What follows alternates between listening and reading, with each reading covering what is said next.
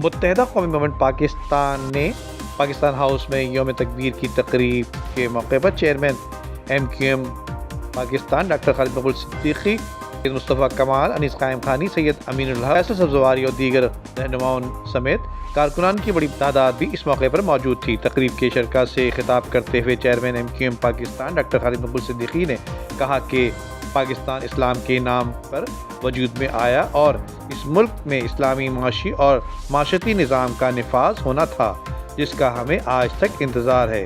آج کے دن خطے میں طاقت کا توازن قائم ہوا ہے۔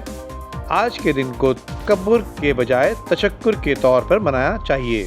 انہوں نے کہا کہ اتفاق دیکھیے کہ پاکستان کے دفاع کو بانیان پاکستان کی اولادوں نے ہی ناقابل تسخیر بنایا۔ پاکستان کے قابل اور محنتی سیاستدانوں نے 28 مئی کے پاکستان کے ناقابل تسخیر ہونے پر مہر ثبت کی، جبکہ سیاسی قیادت نے انتہائی سخت حالات اور عالمی پریشر کے باوجود جرأتمندانہ فیصلہ کیا اور عسکری قیادت نے اپنی پیشہ ورانہ خدمات کو سرانجام دیا۔ تقریب سے خطاب کرتے ہوئے سینئر مرکزی رہنما سید مصطفیٰ کمال نے کہا کہ آج پاکستان سے اچھائی اور برائی کی امید چھین لی گئی ہے۔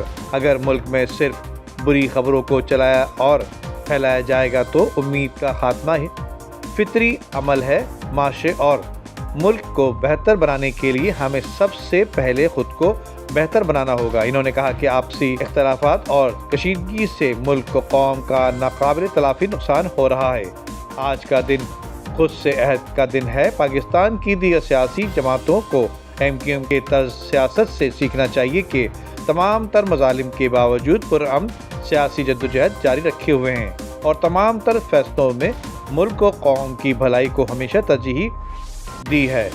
جبکہ اس موقع پر مصطفیٰ کمال نے کہا کہ پاکستانی قوم کو یوم تکبیر کی مبارکباد دیتے ہوئے ان کا کہنا تھا کہ ہمیں فخر ہے کہ ڈاکٹر عبدالقدیر خان ملک کے معاشی انجن کراچی کے بیٹے تھے اور آج کے دن کے توسط سے ہم ڈاکٹر عبدالقدیر خان کو خراج تحسین، خراج عقیدت پیش کرتے ہیں۔ ندیم صدیقی، میٹرو 7 پاکستان۔